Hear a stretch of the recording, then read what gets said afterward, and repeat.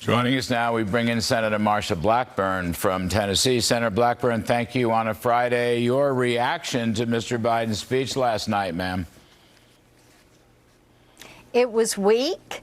It did not lay out a solid path forward on how we were going to deal with Hamas, Hezbollah, the Houthis, and all of these terrorist groups that, as you have said, Larry, they are funded by Iran.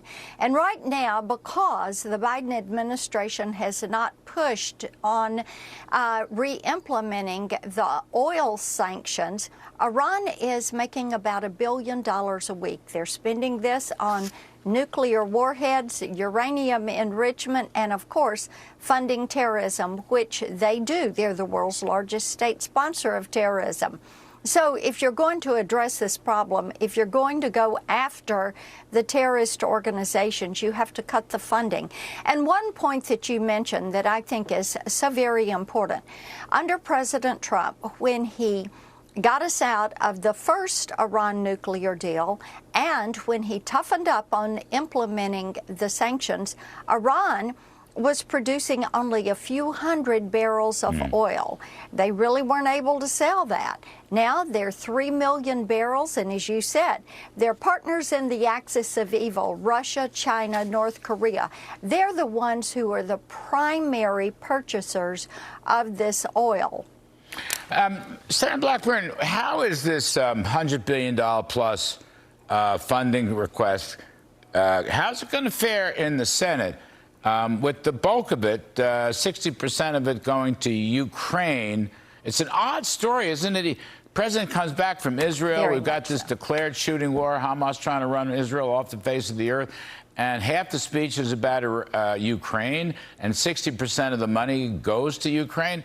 Senator, how's this going to fare in the Senate? I don't think it's going to fare very well in the Senate. I'm not certain they'll get 60 votes to move to cloture. These are separate issues. They should be considered separately. And when it comes to border funding, of course, we need that. We don't need money going to big blue cities. When we need to have a discussion about transparency and the pipeline of supplies going into Ukraine. China needs to be halted in the way they are bullying and pushing at Taiwan. That's a separate issue. And, of course, getting Israel what they need in order to defend themselves is vitally important. That should be the first thing on our list, and it should be handled separately from the other issues that the president is wanting to push forward. And, you know, Larry, in addition to this, you've got the fact that he's trying to continue aid into Gaza. Even last week, Hamas was caught stealing money, food, fuel, medical supplies that were supposedly going into Gaza for humanitarian aid.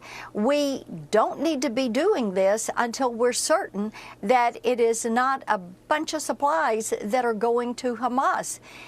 They're intercepting these deliveries.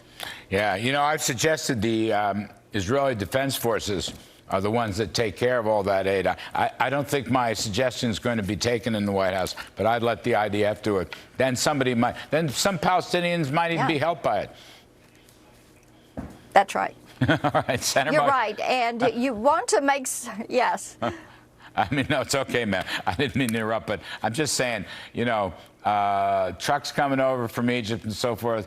The way it's set up now, it all goes through Hamas. Hamas runs the ministries, Hamas runs the water, Hamas runs the media, Hamas runs everything. Right. Of course they do. Of course they do. How could the White House not know that? Of course they do. I mean, it's the silliest fiction in the world, for heaven's sake. Senator Blackburn, thank you for your time. Well, this is, yes. No, we appreciate it. Good to be with you. We appreciate it very, very much.